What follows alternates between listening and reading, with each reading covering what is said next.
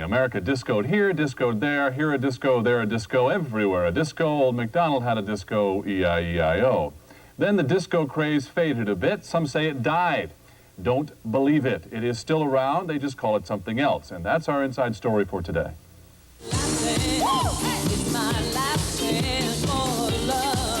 Donna Summer in 1979 performing disco.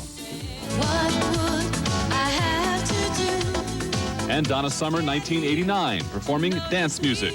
If you notice a certain similarity, you're not mistaken, because while the word disco may have disappeared, the sound is alive and well. It's just that today it's called something else. People are always going to want to dance, and I guess there'll always be disco music in one form or another.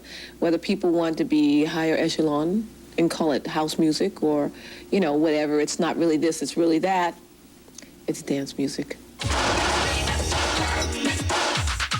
Nowadays, artists like Paula Abdul, Rick Astley, and the Pet Shop Boys are among those who are making it very big with songs that are a throwback to an earlier era. There seems to be a reaction against disco from a lot of people, like disco's a dirty word. I think disco is one of my favorite words, you know, D-I-S-C-O. We always hang in a buffalo sands. We do the down every time we dance. While synthesizers may have replaced horn sections and drum machines taken over for flesh and blood musicians, the driving beat and danceability of today's sound is unmistakable. But artists like Nena Cherry insist that there's more to their songs than just a good beat that you can dance to. It's harder, it's heavier, and it's more real and provocative. Go to a dance club and they'll spurn the disco connection. Disco is dead, okay? This is not disco.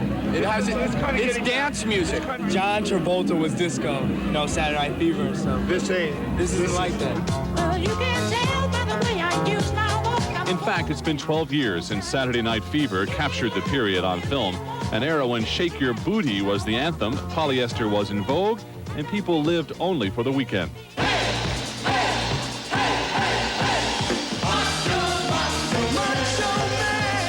At its extreme, it was the Village People. In its excess, it became Ethel Merman. And by the end of the decade, some, like Chicago DJ Steve Dahl, thought it had become too big for its own good. You had to look a certain way, you had to be able to move a certain way, and all of a sudden you couldn't get into your local bar without like $400 shoes on. In 1979, he was behind a disco demolition at Comiskey Park. And although many would like to point to that July 10 years ago as the time classic disco met its demise, sorry folks, the beat goes on. Get away from that desk, I want you to dance. Right now, let's go back to 1978. In New York, disc jockey Freddie Colon sets aside part of his afternoon show to play nothing but 70s dance tracks. It's a form of music that everyone forgot about. It's like it was a taboo thing. Disco was a bad thing. Disco was a bad thing. And, you know, we're proving now that it's not such a bad thing. The Bee Gees, who racked up 8 #1 hits during the late 70s, say there's really not that much of a difference between what's old and what's new. Dance music existed then, it exists now, and you can release any of the songs off the Saturday Night Fever album. If they were new today, they'd be hits today.